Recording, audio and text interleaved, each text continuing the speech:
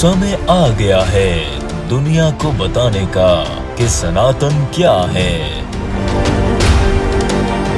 अब पूरे विश्व पर सनातन राज करेगा। अब होगा अधर्मियों का विनाश और धर्म की पुनर्स्थापना।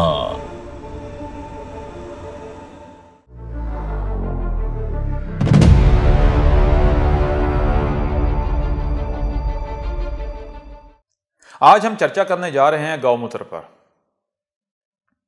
गौ क्या है और गौमूत्र क्या है, इस पर चर्चा करने से पहले हम आपसे एक प्रश्न करते हैं। वो प्रश्न ये है कि आपके नजदीक गौ क्या है और गौमूत्र क्या है।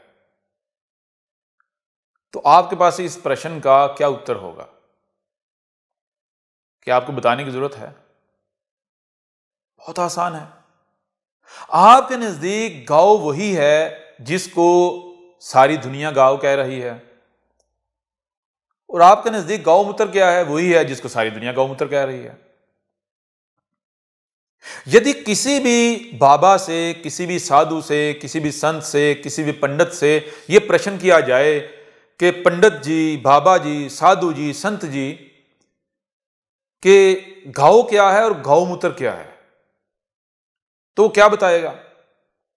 वो ये कहेगा कि ये जो 4 टांगों वाला एक पशु है, ये है गौ, जो दूध देती है, जिसका आप दूध पीते हैं, जो घास खाती है, घास फूस खाती है और दूध देती है, आप उसका दूध पीते हैं। और गौमूत्र, उसका जो मूत्र है, उसका जो यूरिन है, वो है गौमूत्र। अब यहां एक प्रश्न है, देखें, गौ अगर यही है और गौमूत्र यही है जो कहा जा रहा है, तो फिर गौमूत्र क्यों पिया जाता है? अब किसी भी बाबा से, किसी साधु से, किसी संत से, किसी पंडित से यह प्रश्न करें कि पंडित जी, बाबा जी, साधु जी, संत जी, कि गौमूत्र के फायदे क्या हैं, ये क्यों पीना चाहिए? तो पहली बात जो आपको शास्त्रों में मिलेगी और ये भी आपको बताएंगे, वो क्या है? वो ये है कि गौमूत्र हर हिंदू पर, हर जो धार्मिक मनुष्य है, उसके ऊपर पीना लाजिम है। ठीक है ना? अवश्य पीना है, पीना ही है। अगर आप गौमूत्र नहीं पीते तो आप तो हिंदू ही नहीं हो, आप तो सनातनी ही नहीं हो, ये शास्त्र कहते हैं। ठीक है ना? शास्त्रों में क्या है? शास्त्रों में यह है कि गौमूत्र पिएंगे तो आप क्या होंगे? आप पवित्र होंगे, आपकी अपवित्रता आपसे दूर होगी, और पवित्र होना ही तो आपका लक्ष्य है। धर्म की जरूरत क्यों है? धर्म की जरूरत इसलिए है कि आपने अपने आप को पवित्र करना है, अपने आप को प्योरीफाई करना है। और प्योरीफाई कैसे होंगे? शास्त्र क्या कहते हैं? शास्त्र तो कहते हैं कि प्योरीफाई होने के लिए आपको गौमूत्र पीना पड़ेगा। आपकी अपवित्रता के पीछे वजह क्या है? कारण क्या है? रीजन क्या है? काज क्या है? आप जो अपवित्र हो गए हैं, आप पवित्र नहीं रहे, उसका कारण, उसकी वजह, उसकी काज ही यही है कि आपने गौमूत्र पीना छोड़ दिया। आपने गौमूत्र पीना त्याग दिया। अच्छा, तो गौमूत्र पीने के फायदे क्या हैं? देखिए, सबसे पहली बात, सबसे पहला फायदा वो क्या है? गौमूत्र पीने से आपकी जो अपवित्रता है वो दूर हो जाती है, आप पवित्र हो जाते हैं। गौमूत्र पीने से आप बुद्धिमान हो जाते हैं। गौमूत्र पीने से आपके शरीर के जितने भी रोग होते हैं वो सब दूर हो जाते हैं, आपका शरीर निरोगी बन जाता है, निरोगी हो जाता है। गौमूत्र पीने से आपकी आत्मा निरोगी हो जाती है। गौमूत्र पीने से आपको क्या होता है? आपका कोई रोग नहीं रहता, आपकी तमाम की तमाम सभी प्रकार की समस्याएं आपसे दूर हो जाती हैं, उनका समाधान हो जाता है। आप ये पूछें कि कौन सा फायदा नहीं है है गौमूत्र पीने का? जी, सभी प्रकार के फायदे केवल गौमूत्र पीने में ही छुपे हुए हैं। यह कहता है धर्म, यह कहते हैं शास्त्र। अब पंडित जी, बाबा जी, साधु जी, संत जी, गौमूत्र क्या है? भाई गौमूत्र ही तो असल धर्म है, सनातन धर्म है। गौमूत्र पीना ही तो धर्म है। गौमूत्र पीने से आपकी सभी प्रकार की समस्याओं का समाधान हो जाएगा, कोई समस्या नहीं रहेगी। आपका शरीर जो है वो निरोगी हो जाएगा, किसी प्रकार का भी आपको रोग लगा हुआ है वो दूर हो जाएगा।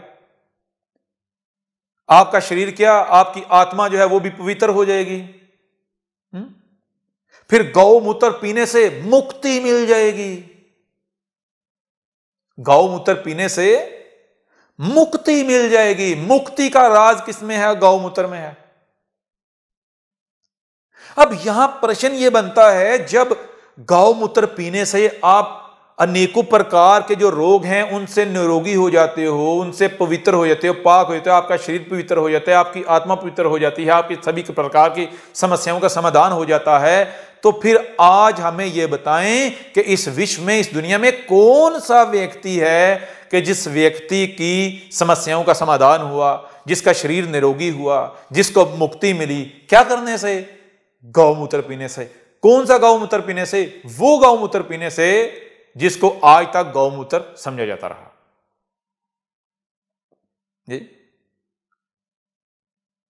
क्या आप कोई एक व्यक्ति, कोई एक मनुष्य सामने ला सकते हैं? आप एग्जाम्पल दे सकते हैं कि देखो यह है एग्जाम्पल? ठीक है, ला सकते हैं। कभी आपने विचार किया? क्या आप विचार कर रहे हैं? थोड़ा विचार करें भाई। अगर गौ वही है, गौ वही है जिसे आप गौ समझ रहे हैं कि एक 4 टांगों वाला पशु है, तो धर्म क्या कहता है? शास्त्र क्या कहता है? शास्त्र तो कहते हैं गौ में, यानी जितने भी भगवान हैं, सभी के सभी भगवान, सभी की सभी देवियां, सभी के सभी देवता कहां वास करते हैं? गौ में। अगर गौ यही गाय है, कौ है, जो 4 टांगों वाला पशु है, जो दूध देती है, तो पहली बात उसमें सभी प्रकार के भगवान, सभी जितने भी भगवान हैं, जितनी भी देवियां, जितने भी देवता हैं, उन सबको इस गाय के अंदर होना चाहिए। फिर गौ की पूजा करने से सभी जितने भी भगवान हैं, जितनी भी देवियां, जितने भी देवता हैं, उनको खुश होना चाहिए, उनको प्रसन्न होना चाहिए, अगर यही गाय है। अब यही गाय है, यदि यही गाय है जिसको आप गाय समझ रहे हैं, यही गौ है जिसे आप गौ समझ रहे हैं, यही गौ पूजा है जो गौ पूजा के नाम पर आप कर रहे हैं, तो बताएं कोई एक भी भगवान, कोई एक भी देवी, कोई एक भी देवता ऐसा होना चाहिए जो आपसे प्रसन्न ना हो?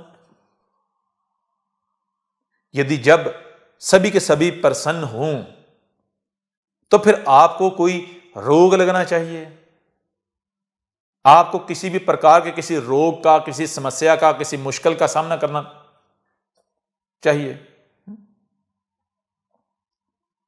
आपके जीवन में कोई समस्याएं होनी चाहिए, कोई समस्या होनी चाहिए, कोई मुश्किल होनी चाहिए, कोई तकलीफ होनी चाहिए, कोई दुख होना चाहिए, बताएं ना जरा। फिर अगर यदि यही गौमूत्र है जिसको आप गौमूत्र समझ रहे हैं, तो इसके पीने से आपके शरीर को पवित्र हो जाना चाहिए या नहीं हो जाना चाहिए? आपकी सभी प्रकार की समस्याओं का समाधान हो जाना चाहिए या नहीं हो जाना चाहिए? आपको निरोगी हो जाना चाहिए या नहीं हो जाना चाहिए? बताइए ना जरा। मुक्ति मिलनी चाहिए या नहीं मिलनी चाहिए? आपको बुद्धिमान हो जाना चाहिए या नहीं हो जाना चाहिए? आपको पूरे विश्व, पूरे संसार के मनुष्य जाति के लिए, हर बंदे के लिए, हर व्यक्ति के लिए एक एग्जाम्पल बन जाना चाहिए या नहीं बन जाना चाहिए? तो फिर ऐसा क्यों नहीं होता? ऐसा क्यों नहीं हो रहा? इसका मतलब, इसका अर्थ तो यह बनता है कि यह सारा के सारा पाखंड है। यानी गौर करें जरा, धर्म, धर्म क्या है? धर्म ये है गौ पूजा करना। ये क्या है? ये धर्म है। जो गौ पूजा करते हैं वो धर्मी हैं, और जो गौ पूजा नहीं करते वो अधर्मी हैं। धर्म क्या है? गौ पूजा करना। धर्म क्या है? गौमूत्र पीना।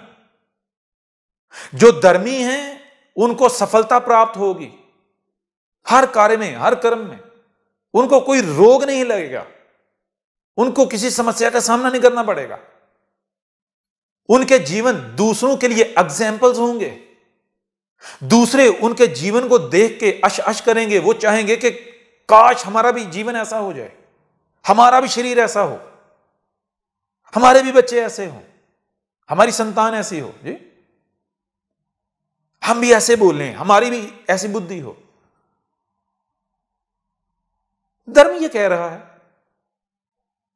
अब जो धर्म कह रहा है वो करने से अगर वो प्राप्त नहीं होता तो इसका मतलब क्या? इसका अर्थ क्या है? धर्म झूठा है, धर्म गलत है।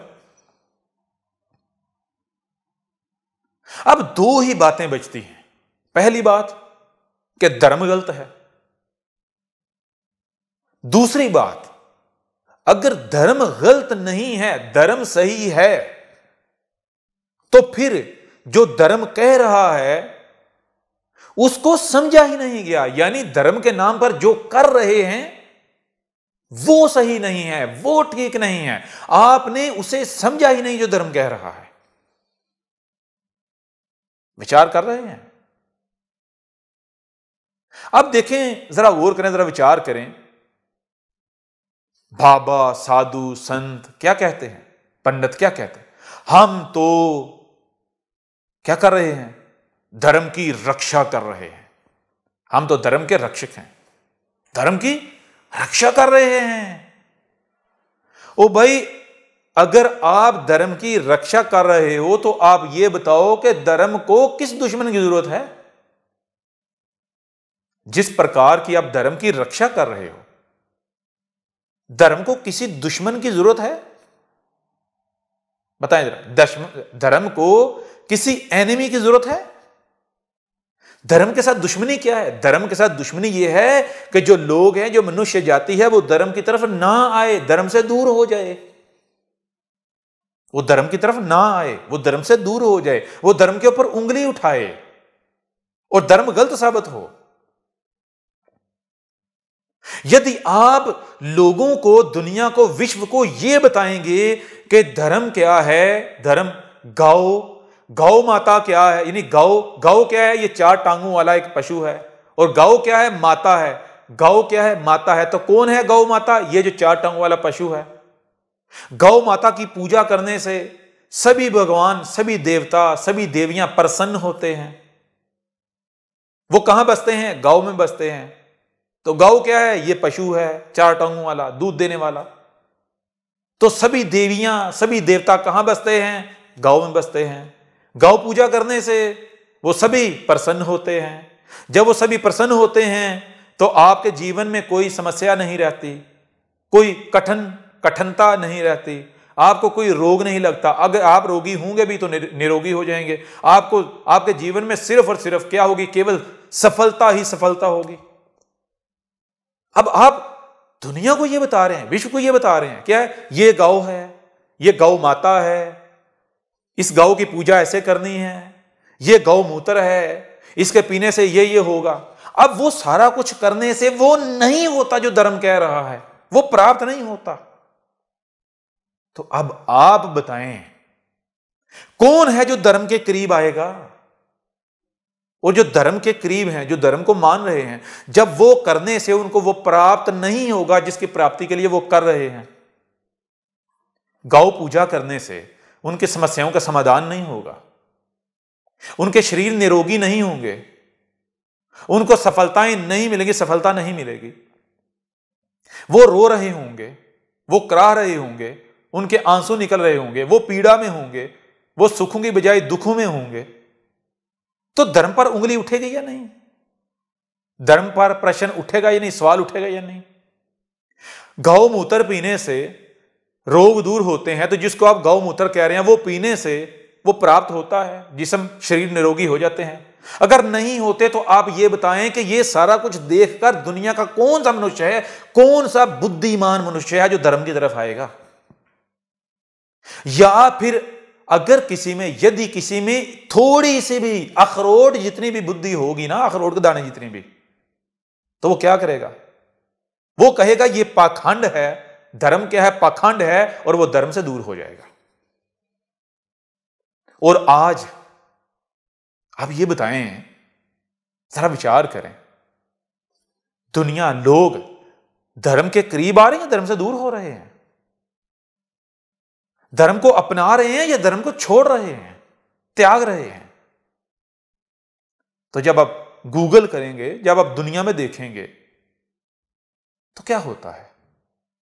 आप अपने इर्द गिर्द देख लें, आप जो जिसे आप ये समझते हैं कि भाई ये होता है धर्मी होना, तो आप ऐसा करें, अपने आप को धार्मिक बना के जाएं, तिलक लगाएं, कुर्ता पहने, लाचा पहने, पूरा ऐसा हुलिया बनाएं, अपने आप को ऐसा डिजाइन करें कि जो डिजाइनिंग, जो पेंटिंग आपके नजदीक धर्म में है, एक धार्मिक होता है, ठीक है ना, एक धार्मिक मनुष्य होता है। फिर आप जाएं, किसी ऑफिस में जाएं, किसी पढ़े लिखे के सामने जाएं, फिर देखें वो आपको कैसे देखता है, किस नजर से देखता है।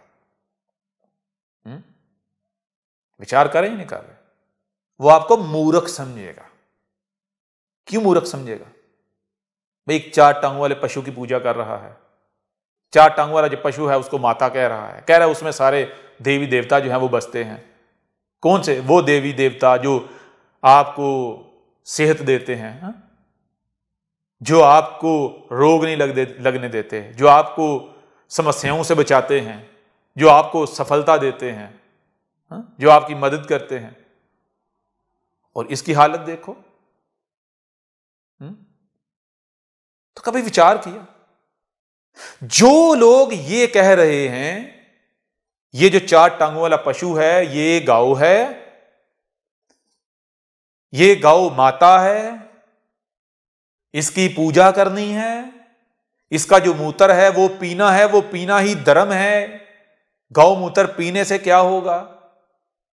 मुक्ति मिलेगी, शरीर जो है उसमें पवित्रता आएगी, अपवित्रता दूर होगी, जिस्म शरीर जो है पवित्र हो जाएंगे, निरोगी हो जाएंगे। ना केवल शरीर बल्कि आत्मा जो है वो भी पवित्र हो जाएगी। वो क्या कर रहे हैं? क्या वो धर्म की रक्षा कर रहे हैं या धर्म के ऊपर सवालात उठाने के लिए रास्ते आसान कर रहे हैं? वो एक ऐसा मार्ग, एक ऐसा रास्ता तैयार कर रहे हैं कि लोग उस रास्ते पर चल के धर्म के ऊपर सवाल उठाएं, उंगली उठाएं। विचार करें जरा। जब ऐसे रक्षक होंगे तो धर्म को किसी दुश्मन की जरूरत है? धर्म को किसी दुश्मन की जरूरत नहीं है। धर्म के सबसे बड़े दुश्मन, सबसे बड़े एनिमी यही लोग हैं जो धर्म के रक्षक के नाम पर धर्म के साथ दुश्मनी कर रहे हैं। आज हम आपको बताएंगे कि गौ क्या है, गौ का माता होना क्या है। रियलिटी में, हकीकत में, सत्य में आप खुद कहेंगे कि हां वाकयातन यही माता है, ठीक है ना। गौ माता की पूजा क्या है, गौ मूत्र क्या है, गौ मूत्र पीने से क्या होता है, आज हम आपको बताएंगे। और हमारे बताने के बाद अगर यदि आपकी बुद्धि ना माने, आपका हृदय इसको ना माने, तब कहना। और फिर जिसे हम गौ कहेंगे उसको गौ मानने से, उसको गौ माता मानने से दुनिया में, इस विश्व में कोई एक भी व्यक्ति इनकार करके दिखाए, वो कह के दिखाए कि नहीं आप गलत कह रहे हो, ये गौ नहीं है, ये गौ माता नहीं है। जिसको हम बताएंगे कि ये है गौ मूत्र, दुनिया में कोई एक व्यक्ति ये कह के दिखाए कि नहीं ये गौ मूत्र नहीं है, वो उंगली उठा के दिखाए, वो प्रश्न करके दिखाए, सवाल उठा के दिखाए। और फिर उसके पीने से आपका शरीर निरोगी ना हो, आपकी आत्मा पवित्र ना हो, कोई कह के दिखाए कि ये जो मूत्र है इसके पीने से ऐसा नहीं होता, नहीं हो सकता, ठीक है, तो फिर कहना ऐसा मुमकिन ही नहीं है, ये असंभव है कि हमारे बताने के बाद कोई उंगली उठा पाए, हमारे बताने के बाद भी कोई ये कहेगा नहीं ये गौमूत्र नहीं है, ये गौ नहीं है, ये गौमाता नहीं है। ठीक है ना। तो अब आ जाओ इस तरफ कि गौ क्या है, गौ का माता होना क्या है, कैसे गौ माता है, और फिर गौ मूत्र क्या है। गौ मूत्र पीना ही धर्म है। गौ मूत्र पीने से ही क्या होगा, आपका स्नान होगा, आपका शरीर पवित्र होगा, आपकी आत्मा पवित्र होगी। तो सबसे पहले आ जाएं इस तरफ, आप अपने आप से ये प्रश्न करें कि आपको बनाया किसने। तो क्या इसका उत्तर आपके सामने यह नहीं आएगा कि आपको इस प्रकृति ने बनाया है, आपको इस प्रकृति ने बनाया है। जब प्रकृति ने बनाया है तो जरा विचार करो कि प्रकृति ने आपको कैसा बनाया है। प्रकृति ने आपको कैसा बनाया? क्या प्रकृति ने आपको आंखें नहीं दी, देखने वाला नहीं बनाया? क्या प्रकृति ने आपको कान नहीं दिए, सुनने वाला नहीं बनाया? क्या प्रकृति ने आपको ऐसा नहीं बनाया कि जो आप देखते और सुनते हो उसको समझ सको? उसको समझने के लिए बुद्धि नहीं दी, विचार करने के लिए बुद्धि नहीं दी? दी ना। तो जब प्रकृति के दिए हुए इन टूल्स का आप उपयोग करोगे, इनका आप इस्तेमाल करोगे, इनका आप यूज करोगे, जो भी आपको दिखाई दे रहा है आपके इर्द गिर्द, ये प्रकृति, ये ब्रह्मांड, जब आप इसको देखोगे, सुनोगे और समझोगे तो आपको पता चलेगा कि ये जो प्रकृति है ये बेजान नहीं है, ये गूंगी नहीं है। प्रकृति गूंगी नहीं है। ठीक है। गौ, इसी से गीता है, इसी से गाना है, इसी से गा है। गा, गा संस्कृत में कहते हैं बोलने को। गा क्या कहते हैं, किसको कहते हैं? संस्कृत में गा कहते हैं बोलने को।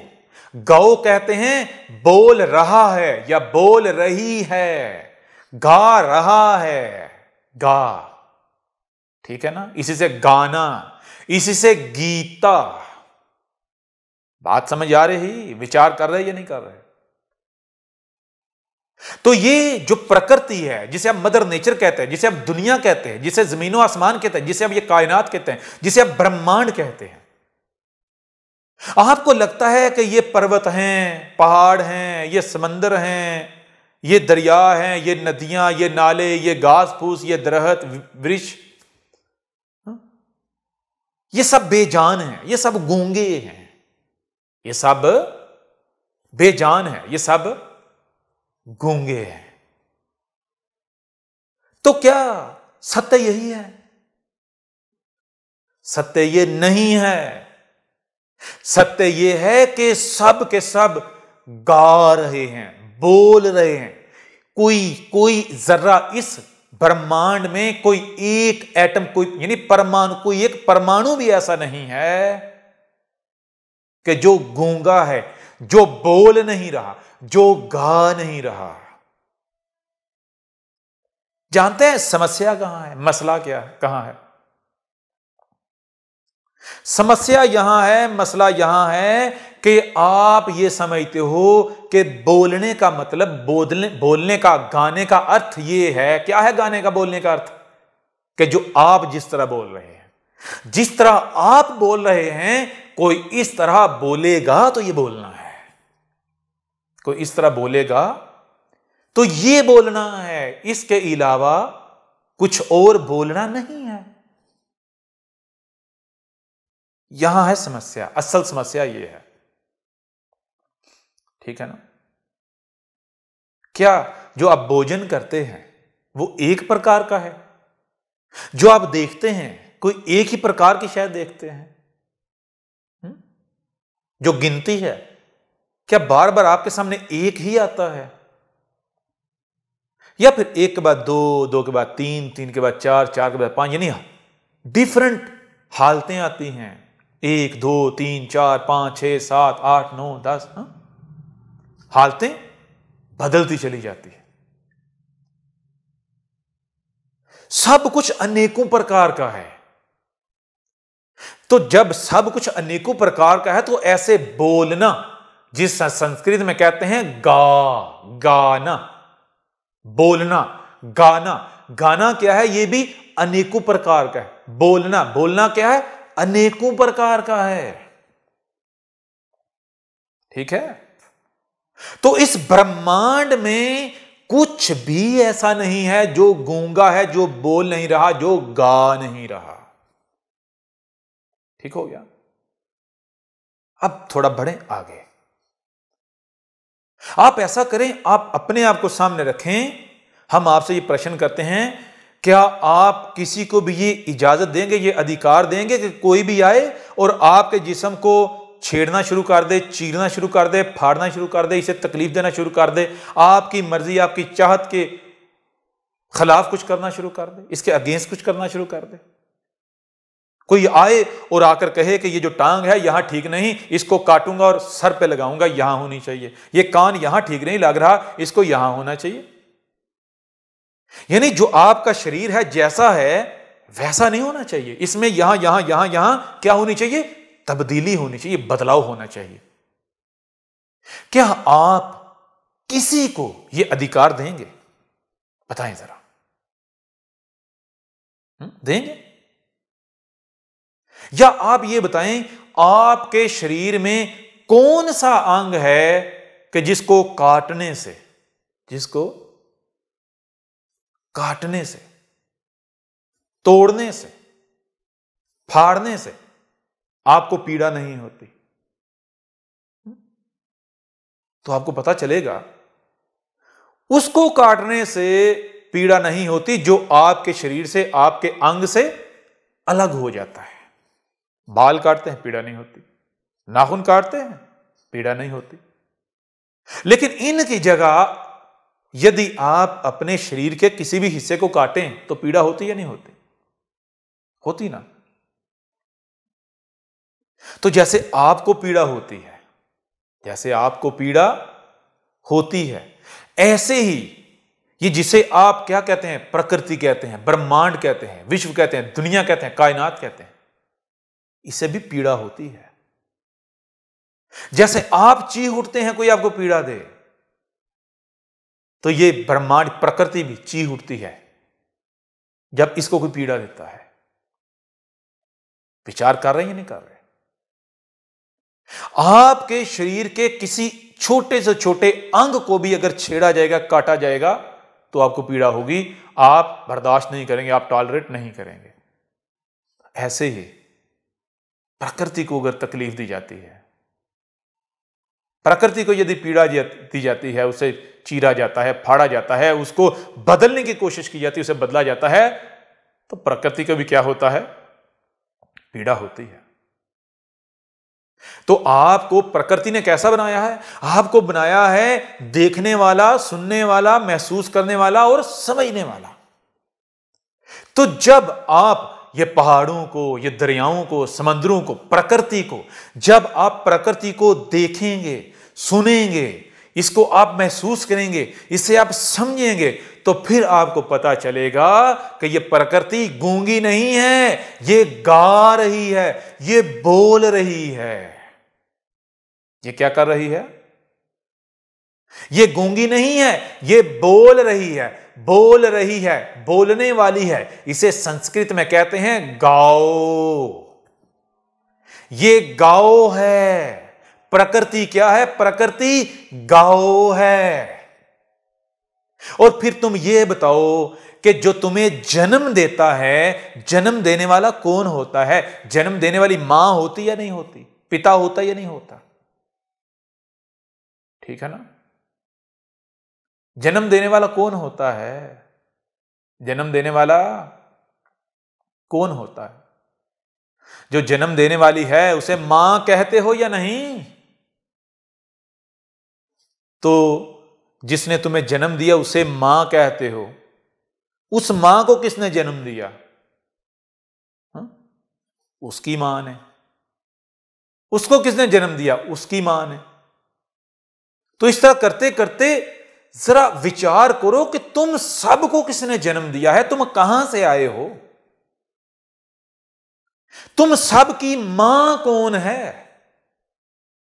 जब विचार करोगे तो तुम्हें पता चलेगा ना केवल ये जो प्रकृति है ये गौ है, ये गा रही है, ये बोल रही है, बल्कि ये प्रकृति क्या है? ये माता है, ये मां है। इसकी पूजा करनी है। पूजा करने का क्या मतलब है, क्या अर्थ है? पूजा करने का मतलब यह है कि प्रकृति को तकलीफ नहीं देनी, प्रकृति को बदलना नहीं है, प्रकृति के खिलाफ नहीं जाना। मां किसे कहते हैं बताओ जरा? मां जो बच्चे की देखभाल करती है, जो बच्चे को उसकी जितनी भी नीड्स हैं वो देती है, जिसकी पीड़ा, किसकी पीड़ा होती है? बच्चे की पीड़ा ही उसकी पीड़ा होती है, जो बच्चे के लिए जीती है। ठीक है ना? बताओ जरा, तो तुम सब की मां कौन है? तुमने किस से जन्म लिया है? जरा विचार करो, ये जो तुम्हारे शरीर हैं ये कहां से बन रहे हैं, किसने बनाए हैं? क्या ये प्रकृति से नहीं एग्जिस्ट किया, प्रकृति से नहीं बने, प्रकृति से नहीं वजूद में आए? जरा ये बताओ कि तुम जो सांस लेते हो, ऑक्सीजन, ये तुम्हें कौन दे रहा है? बताओ जरा, क्या प्रकृति के अलावा कोई और दे रहा है? तो फिर तुम ये बताओ कि सांस के बिना तुम जिंदा रह सकते हो? तुम्हारी सांस रोक ली जाए तो तड़पोगे या नहीं तड़पोगे? तो तुम्हें तड़पने से किसने बचाया हुआ है? बताओ जरा। ऑक्सीजन दे के तुम्हें किसने आनंद में रखा हुआ है अपनी गोद में? बताओ जरा। तो जब तुम विचार करोगे, जो तुम्हारी बुद्धि है उसका उपयोग करोगे, तो तुम्हारे सामने आएगा कि ये जो प्रकृति है, क्या ये पहाड़, ये पर्वत, ये चट्टानें, ये दरख्त, ये दरिया, ये समंदर जिसे तुम मदर नेचर कहते हो, ये धरती माता, धरती, इस धरती का एक एक अंग, ये जो प्लेनेट है, होम प्लेनेट, इसके जो अतराफ में, इसकी जो साइडों पर जो गैसेस की लेयर्स हैं, जब तुम विचार करोगे तो ना केवल तुम्हारे ऊपर ये वाजे होगा, तुम्हारे सामने ये रहस्य आएगा, ये राज आएगा कि ये जो प्रकृति है ये एक वजूद है, एक शरीर है, बल्कि तुम्हारे सामने ये बात भी आएगी, ये रहस्य भी आएगा कि ये प्रकृति क्या है, ये गूंगी नहीं है, ये बोल रही है। हम इसके बोलने को तब समझेंगे जब हम अपनी बुद्धि का उपयोग करेंगे। ठीक है? हम इस प्रकृति को समझने की, इस प्रकृति को देखेंगे, इस प्रकृति को सुनेंगे, इस प्रकृति को महसूस करेंगे, इस प्रकृति को जब समझेंगे तो फिर हमें पता चलेगा कि ये प्रकृति गूंगी नहीं है, ये गौ है, ये गा रही है। ये क्या कर रही है? ये गा रही है, ये बोल रही है। हम बहरे बने हुए हैं, हमने अपने कान बंद किए हुए हैं। ठीक है? और फिर तुम्हारे सामने यह भी आएगा कि यह प्रकृति क्या है? यह प्रकृति देखो, मेरी मां हो गई ये, उसकी मां हो गई वो, उसकी मां हो गई वो। हम सब की मां कौन है? जैसे हम में से हर किसी की मां है, ऐसे ही हम सब की एक मां है।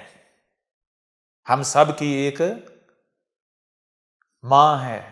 जैसे एक घर के अंदर एक मां है, एक बाप है, उसके बच्चे हैं, एक घर है, ऐसे ही एक बड़ा घर है। ये पृथ्वी, ये धरती, ये दुनिया, ये संसार, ये हम सब का घर है।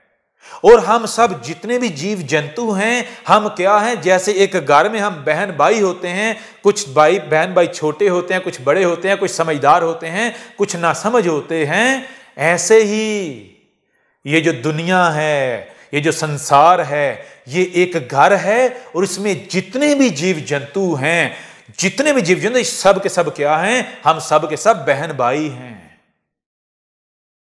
कुछ क्या है, कुछ बच्चे हैं, छोटे हैं, कुछ बड़े हैं, कुछ बुद्धिमान हैं, कुछ में भी बुद्धि नहीं है, कुछ में बुद्धि नहीं है।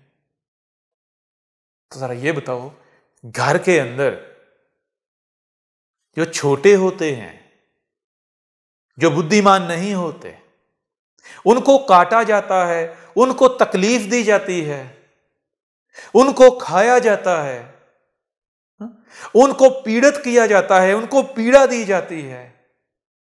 विचार करो जरा, बताओ जरा। या फिर उनका ख्याल रखा जाता है, उनको पीड़ा नहीं दी जाती। उनको यदि पीड़ा होती है तो उनकी पीड़ा से जो बड़ा होता है, जो बड़ा भाई होता है, जो बड़ी बहन होती है, जो मां प्रकार होती है, जो पिता प्रकार होता है, वो पीड़ित हो जाता है। उनकी समस्या ही बड़े की समस्या होती है। उनकी पीड़ा, घर में जो बड़ा होता है उसकी पीड़ा होती है, उनकी समस्याओं का समाधान करना होता है, उनसे उनकी जो पीड़ा होती है उसको दूर करना होता है।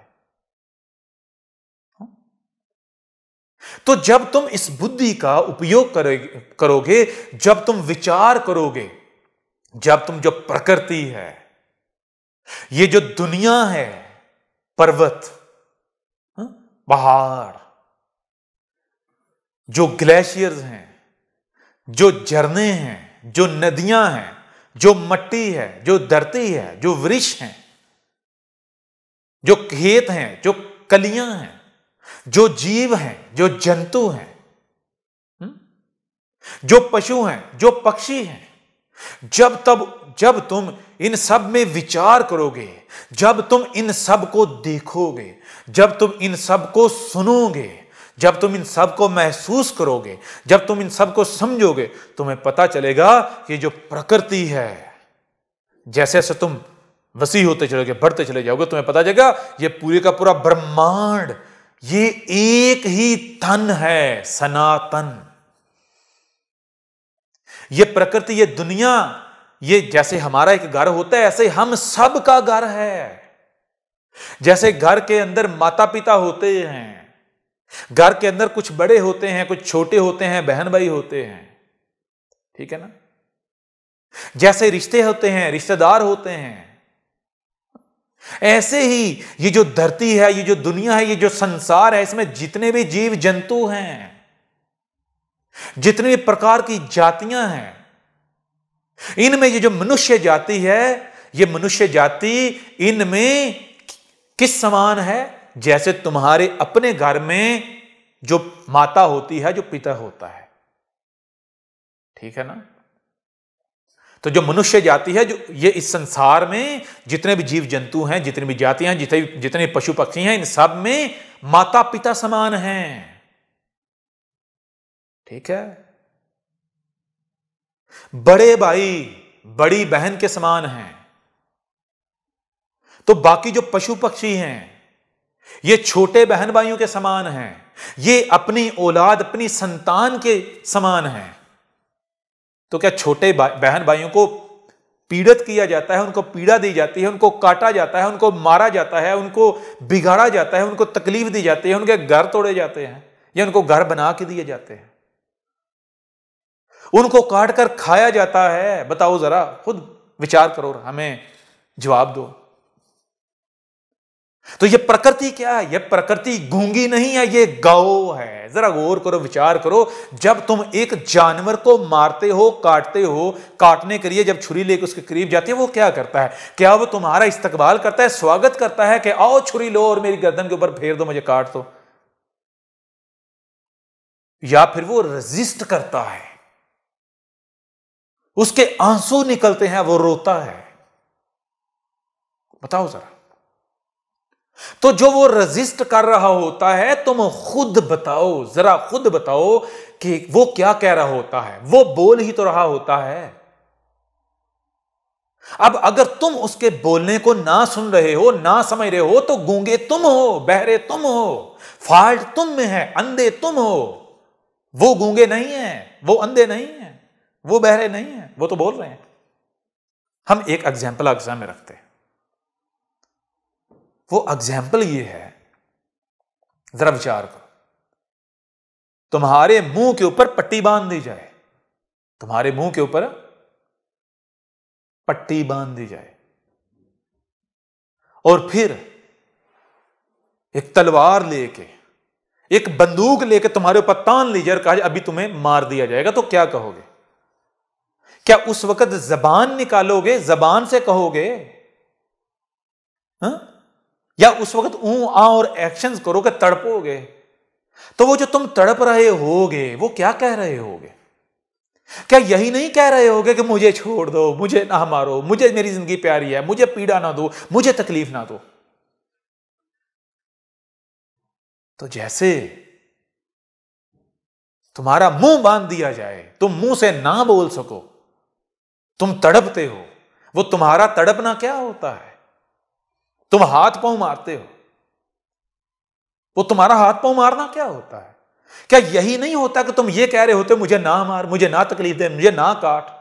यही नहीं कह रहे होते? चलो और सरल कर देते हैं। कभी किसी व्यक्ति को किसी गंगा में, दरिया में, समंदर में डूबते हुए तो देखा होगा? यदि नहीं तो इंटरनेट पे देख लो। वो उस वक्त क्या करता है? जब उसके आसपास कोई नहीं होता तो वो क्या करता है? क्या वो दरिया को, वो गंगा को, वो समंदर को जबान से ये कह रहा होता है कि है समंदर मुझे ना डुबो, मुझे ना डुबो, ए दरिया, ए गंगा मुझे ना डुबो, मुझे ना डुबो? जबान से कह रहा होता है या फिर हाथ पांव मार रहा होता है? वो जो हाथ पांव मार रहा होता है वो क्या है, वो क्यों मार रहा होता है? वो हाथ पांव मार के वो क्या कहे? वो समंदर को, वो गंगा को, वो दरिया को उसकी भाषा में कह रहा होता है कि मैं नहीं डूबना चाहता, मुझे ना डुबो। ठीक है ना? वो हाथ पांव मारना, वो हाथ पांव मारना दरिया की, पानी की, गंगा की, समंदर की जबान है, भाषा है। गंगा है, कोई नदी है, कोई तालाब है, दरिया है, समंदर है, वो क्या कहता है? जब तुम करीब जाते हो कहता है मेरे अंदर ना आना, छलांग ना लगाना, वरना क्या होगा? तेरी मृत्यु हो जाएगी। रोते आएंगे, तड़प तड़प कर मर जाएगा। आप कहते हो मैं तो अंदर आना चाहता हूं, तो वो क्या कहता है? वो कहता है यदि तू अंदर आना चाहता है तो फिर तुझे क्या करना पड़ेगा? मुझे यह कहना पड़ेगा कि मुझे ना डुबोना, मुझे पानी के, मुझे अपने ऊपर रखना, मुझे लोरी देना, मुझे तैराना। तो वो समंदर, वो दरिया, वो पानी, वो क्या कहता है? वो कहता है कि मुझे अपनी जबान में ये नहीं कहना, क्योंकि तेरी जबान अलग है, मेरी जबान अलग है, मैं तेरी भाषा नहीं समझता, मैं अपनी भाषा समझ। मुझे मेरी भाषा में यह बताना है कि मुझे तैरा के रखना है, मुझे डुबोना नहीं। वो मेरी भाषा क्या है? वो बताता है तूने ऐसे हाथ और पांव मारने हैं, तूने अपने जिस्म से ऐसे ऐसे एक्शंस करने हैं, तो तेरे जो एक्शंस होंगे ये मेरी भाषा है। मैं समझ जाऊंगा कि तू मुझे कह रहा है कि मुझे डुबोना नहीं है, मुझे तैराना है, तो मैं तुझे नहीं डुबाऊंगा, मैं तुझे तैरा के रखूंगा। विचार कर रहे हो या अभी भी नहीं कर रहे? ठीक है ना? तो जब आप विचार करेंगे प्रकृति में तो आपको पता चलेगा ये प्रकृति क्या है। ये प्रकृति एक तन है, एक वजूद है।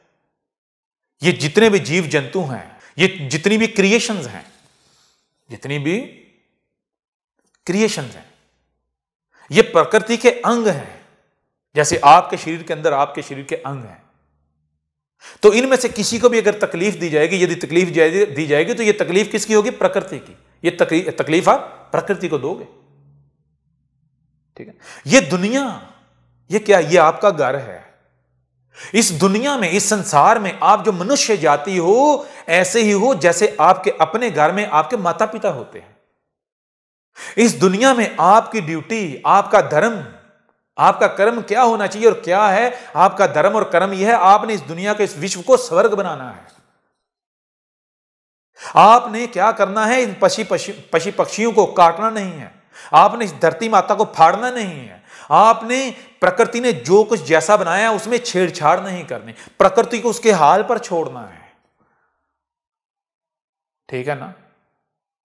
ये है जब आप रीजनिंग करोगे, प्रकृति को सुनोगे, देखोगे, विचार करोगे, रीजनिंग करोगे, आपको पता चलेगा कि ये प्रकृति क्या है। ये गूंगी नहीं है, ये गा रही है, ये गौ है, और ये सिर्फ गौ नहीं है, ये माता भी है, ये हम सब की मां है, माता है। तो मां को तकलीफ नहीं दी जाती। ये हमारी मां हमें पीने के लिए पानी दे रही है, ये हमारी मां हमें सांस लेने के लिए ऑक्सीजन दे रही है, ये हमारी मां हमें चलने के लिए अपना जिस्म दे रही है, हम इसके जिस्म पर, इसके शरीर पर चल रहे हैं, रह रहे हैं। ठीक है ना? ये हमारी मां हमें अपनी गोद में सुलाती है, सुलाने के लिए क्या करती है? लाइट ऑफ कर देती है, जिसे तुम कहते हो रात्रि रात हो गई है, अंधेरा हो गया है। तुम्हारे आनंद का कितना ख्याल रखती है, और फिर तुम अंधेरे से डर ना जाओ, उकता ना जाओ, थक ना जाओ, फिर क्या करती है? फिर रोशनी कर देती है, उठो जागो खेलो कूदो, तुम्हारे खेलने कूदने का एहतमाम करती है, लाइट बल्ब जलाती है। फिर ये प्रकृति तुम्हारी मां क्या करती है? तुम्हें खाने को अनेकों प्रकार के फल देती है, अनेकों प्रकार का भोजन देती है। और ये प्रकृति तुम्हें देखने को, देखो क्या क्या नजारे नहीं दिखाती। झरने, कहीं पर ये ग्लेशियर बर्फों के नजारे, कहीं पर गिरते हुए नीचे झड़ते हुए पानी के नजारे, ग्रीनरी, ऐसे ऐसे नजारे के जो सहरजदा करते हैं, जिनमें तुम खो जाते हो, तुम्हें आनंद आता है। बताओ ना जरा, प्रकृति ने तुम्हें, तुम्हारे लिए एक ऐसे टेलीविजन का बंदोबस्त किया कि जो 360 डिग्री है, हर तरफ नजारे नजारे। देखो जरा, तुम्हारे मनोरंजन पर कैसा इस्तेमाल किया? किसने? प्रकृति ने किया। प्रकृति क्या, आप बताओ, या ये इतने एहतमाम कौन करेगा, इतना बंदोबस्त कौन करेगा? तुम्हारे हर तरह के सुख का, आराम का ख्याल कौन करेगा? ऐसा तो मां करती है, जो जन्म देने वाली होती है। तो क्या इस प्रकृति ने तुम्हें जन्म नहीं दिया? क्या ये प्रकृति तुम्हें रात और दिन नहीं दे रही? क्या ये प्रकृति तुम्हें खाने को नहीं दे रही, पीने को नहीं दे रही, जिंदा रहने के लिए सांस नहीं दे रही, रहने के लिए अपना शरीर नहीं दे रही? तो जरा ये बताओ कि बदले में तुम इस प्रकृति के साथ क्या कर रहे हो, जो कि तुम्हारी मां है? इस मां की पूजा कर रहे हो, जो कि पूजनीय है, इसको पूज रहे हो। पूजने का मतलब क्या है? पूजने का मतलब यह है कि गिर जाना, सजदे में गिर जाना माता के आगे। ठीक है ना?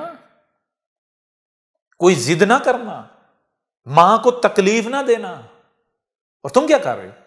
पहाड़ों को फाड़ रहे हो, चीर रहे हो, धरती माता को, मां को उसमें सुराख कर रहे हो, खोद के अपनी मां का खून निकाल रहे हो, जिसे तुम कहते हो क्रूड ऑयल।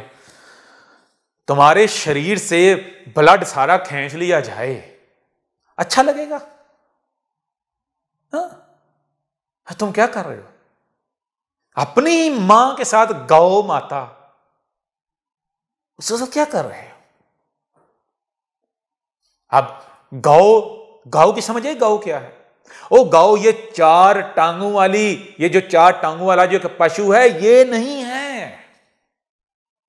और ये नहीं है तो इसका ये भी मतलब नहीं है, ये भी अर्थ नहीं है कि अब उसको काटना शुरू कर दिया जाए और उसके साथ ज्यादती करना शुरू कर दी जाए, या उसके साथ कुछ जुल्म कर उसको कोई काट रहा है तो कहा जाए ठीक है, ये कौन सी गौ है, ये कौन सी हमारी मां है, तुम काटो नहीं।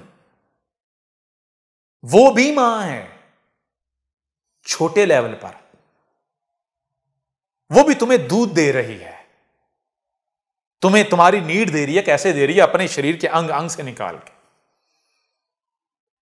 उसमें भी जान है, उसमें भी फीलिंग्स हैं, उसमें भी इमोशंस हैं, जैसे तुम में हैं। ठीक है ना? लेकिन जिस गौ का जिक्र किया गया है, धर्म ने जिसे गौ कहा है, वो गौ ये पशु नहीं है, ये प्रकृति है। ये प्रकृति तुम्हारी माता है। और गौ मूत्र क्या है? गौ मूत्र है क्या? गौ मूत्र है, जरा गौर करो, अभी तुम्हें समझ आ जाएगी मूत्र क्या होता है। कभी किसी साइंटिस्ट से पूछो मूत्र किसे कहते हैं। मूत्र कहते हैं जो आपका जिस्म जो ये काम करता है ना, प्रोसेस करता है, आपके जिस्म का जो एक एक सेल जो प्रोसेस करता है, उससे जो जिसे आपके लिए वो वेस्ट होता है, आपके नजदीक वो वेस्ट होता है, रियलिटी में वो क्या होता है? वो अर्क होता है। रियलिटी में क्या होता है? वो अर्क होता है, निचोड़ होता है। ठीक है ना? यानी मूत्र क्या होता है? मूत्र आपके शरीर के अंग अंग की एक्सट्रेशंस होती हैं, एक्सट्रैक्ट होता है वो। ठीक है? आप तुम्हारी ये अनेकों प्रकार की भाषाएं हैं, उनमें तुम खुद जो है वो जैसा जी चाहे शब्द उसका उपयोग कर लो। हिंदी में क्या कहते हैं, संस्कृत में क्या कहते हैं, इंग्लिश में क्या कहते हैं, किस भाषा में क्या कहते हैं। जो मूत्र होता है वो शरीर के अंग अंग से एक्सट्रैक्ट होकर नुचड़ के आता है, निकलता है, निचोड़ होता है पूरे शरीर का। ठीक है ना? ऐसे ही गौमूत्र, गौमूत्र क्या है? गौमूत्र गौर करना जरा। गौमूत्र ये जिसे तुम फ्रूट्स कहते हो, उच्च भोजन जो प्रकृति के अंग अंग से एक्सट्रैक्ट होके आता है, धरती के अंग अंग से जो एलिमेंट्स हैं वो एक्सट्रैक्ट होके आते हैं, और वो अनेकों प्रकार के जो फल हैं उनका रूप धारते हैं। ये है गौमूत्र। ठीक है? ये जिसे तुम पानी कहते हो, कौन सा पानी? वो जो शिव जी जो पर्वत हैं ऊंचे सफेद, जहां ग्लेशियर हैं, वो ग्लेशियर पिघल के जो पानी आता है, उस पानी से जो धरती में जो वृक्ष निकलते हैं, दरख्त निकलते हैं, ट्रीज, जिनके ऊपर फल होते हैं अनेकों प्रकार के, अनेकों रंगों के, अनेकों जायकों वाले, टेस्ट वाले, अनेकों प्रकार के, अनेकों तरह की उनकी डिजाइनिंग्स होती हैं, वो है गौमूत्र। उसको पीना था। क्या करना था? उसको पीना था। जब तुम वो पियोगे, यानी वो जो उच्च भोजन है वो भोजन करोगे, वो खाओगे, तो फिर किसी भी प्रकार का तुम्हें रोग नहीं लगेगा। ना तुम्हारा शरीर रोगी बनेगा, ना तुम्हारी आत्मा रोगी बनेगी। ठीक है ना? आगे चल के तुम्हें बताएंगे कैसे। आगे चल के तुम्हें बताएंगे जो तुम कर्म करते हो ये कर्म हैं क्या। ठीक है ना? थोड़ा सा यहां तुम्हारे ऊपर जो है ये स्पष्ट कर देते हैं, तुम्हें बता देते हैं। समय आ गया है दुनिया को बताने का कि सनातन क्या है। अब पूरे विश्व पर सनातन राज करेगा। अब होगा अधर्मियों का विनाश और धर्म की पुनर्स्थापना।